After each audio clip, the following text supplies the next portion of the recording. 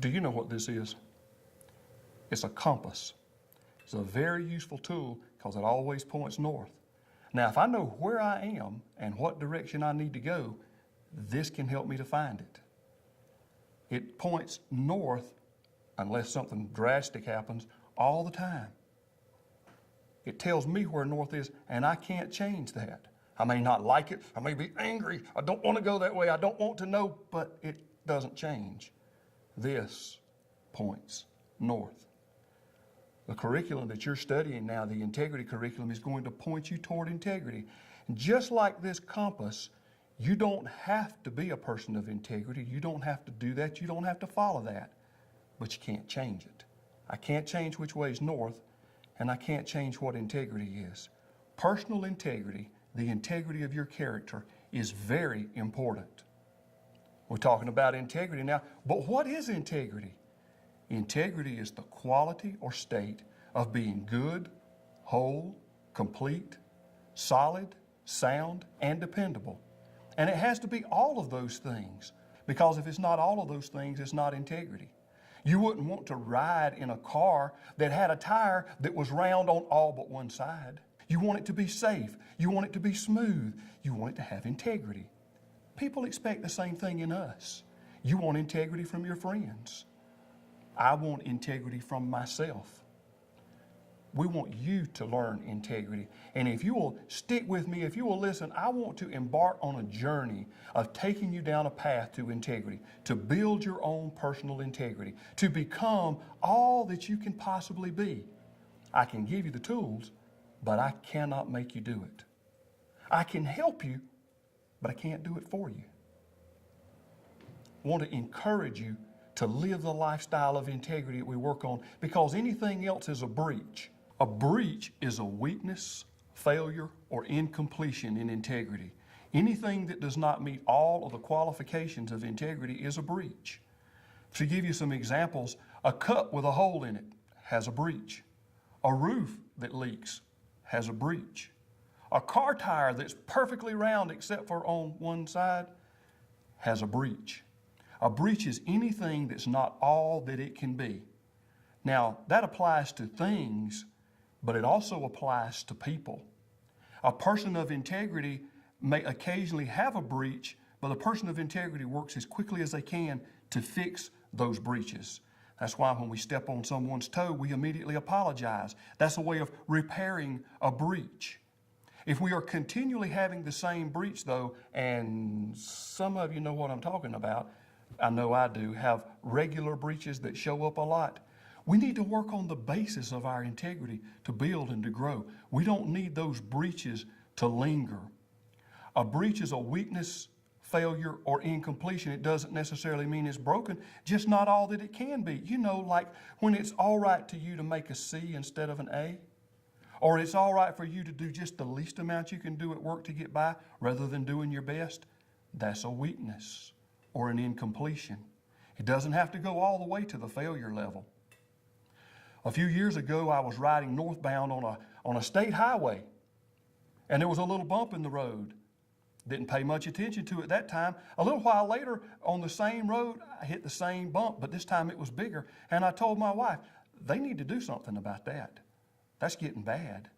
The next time we came by that way, they had that part of the road blocked off, and we noticed that there was a big hole where once there was a small bump. There was a major breach. There was a weakness in the foundation, and the road was no longer usable. Now listen, if breaches are important in things, don't you think breaches are so much more important in people, just like integrity? We need to be people of integrity. That means our breaches are important. And I need to remember, you need to remember that our breaches don't only affect us. My integrity is personal, but it's not private. Everything that I do affects someone else. If I steal your lawnmower, who have I affected? Well, I made a personal decision. It was mine. I wanted a lawnmower, and I stole your lawnmower. And I've affected me, and I've affected you. And I would imagine that your neighbor is going to lock his lawnmower up tomorrow night because he doesn't want somebody to take his. And you would probably call some level of law enforcement because you want your lawnmower back, right? My personal decision has affected more people than just me. Integrity is personal, but it's not private. Breaches are personal, but they're not private. It's very important for us as persons of integrity to be certain that we build our integrity from a strong foundation, from a strong beginning to the highest that it can possibly be. In one of our next sessions, we're going to be talking about building integrity from the bottom up. We're going to be talking about that foundation, and we're going to be talking about the other elements that it takes to make a lifestyle of integrity. But remember, anything that is not all that it can possibly be, as full as it can be, without leaks, round tires, good, safe drinking cups, people that we can trust, friends that we can count on, relationships that are solid. If it's not all that it can be, there's a breach. And we want to be breach-free if we're going to be persons of integrity. And that's in every area of our lives. It's not an easy thing to do to be breach-free.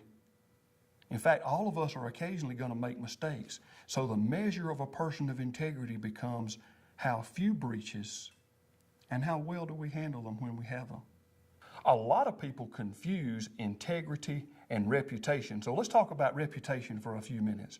Reputation is that which is told and retold about an individual or a corporation by themselves or others, whether it's true or false.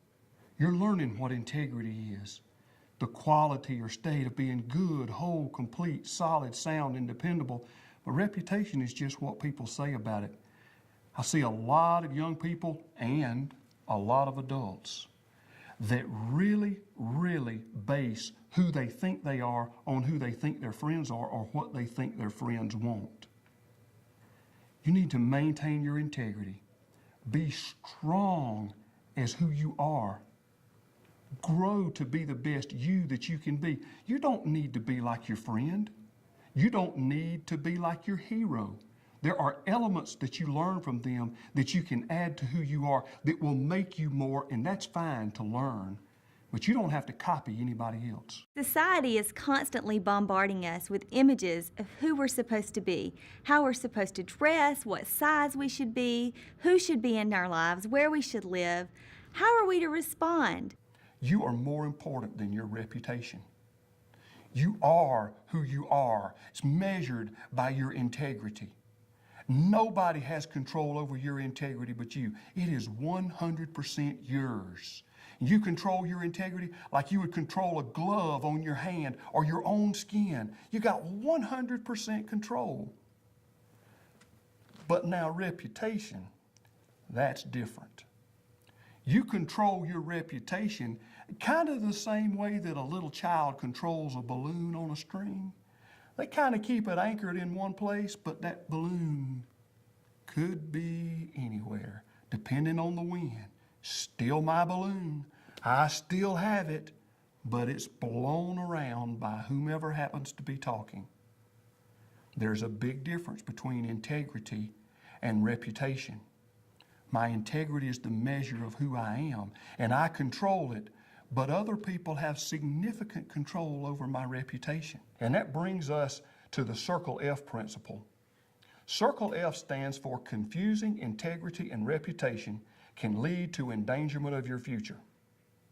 If you don't know the difference between your integrity, who you really are, and your reputation, what people say or think about you, then that is going to drastically endanger your future. You need to be able to know who you are, to be true to yourself.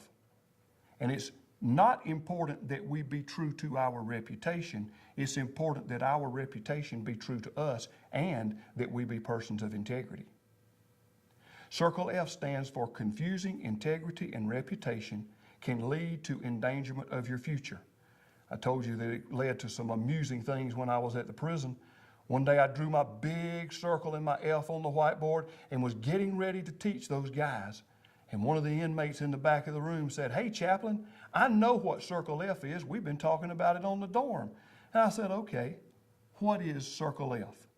He said, "That stands for confusing integrity and reputation can lead to incarceration, fool."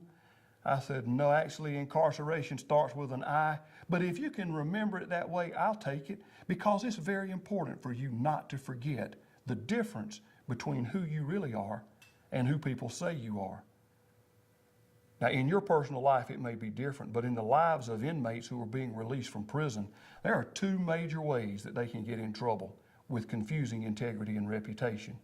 One is if they are told, "Well, you're just an old inmate, you can't make it, you're not any good anyway, you don't count, you don't matter, you may as well go back to your old way of life." If they buy the lie that they cannot change, they don't. But if they will say, "No, I am different, I can be somebody different, I can make a difference, I can be different," then they are. And it is awesome to watch the transformation of those lives.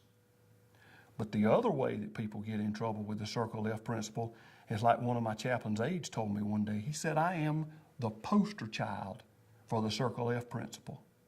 I said, "What do you mean?" He said, "When I was on the streets, I owned my own business.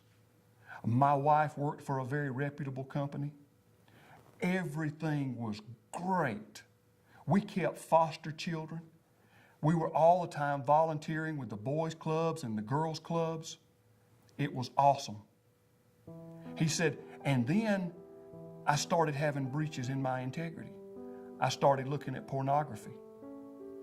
And everybody was still talking about how great we were. Our pictures were still in the paper. And I thought everything was okay. So I started looking at child pornography. But everybody was still talking about how great we were, and everything was okay. And then I started molesting little boys. And everybody was still talking about how good we were, and I thought everything was okay." He said, "But then there came a knock on the door one day, and police officers were there, and it was no longer okay. I confused who I really was for who people said I was. And I thought that reputation was enough to cover breaches in my integrity. And I found out the hard way that it's not. Your reputation does matter, but your integrity is more important." Being a person of integrity allows you to leave a legacy for the people who follow you. You have a good name, which is a legacy for generations to come. There's never a point in your life that nobody's watching, that what you say or what you do doesn't matter. You can't be happy being ordinary. Ordinary people all want the same things out of life. You have to strive and want better for yourself, want better for your children, better for your family. It's the drive within us that makes us who we are. It's also that drive within us that wants us to reach the line of integrity where we are happy being us and happy being extraordinary, not just ordinary. Everything that you say influences somebody else, and you have to decide if you want it to be for the better.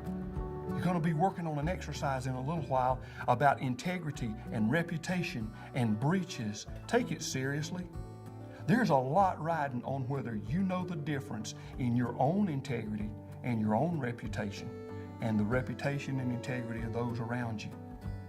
It's important. It may be life-changing. And if you confuse the two, it could endanger your future. You don't want that, and I don't either. Do your best on your assignment.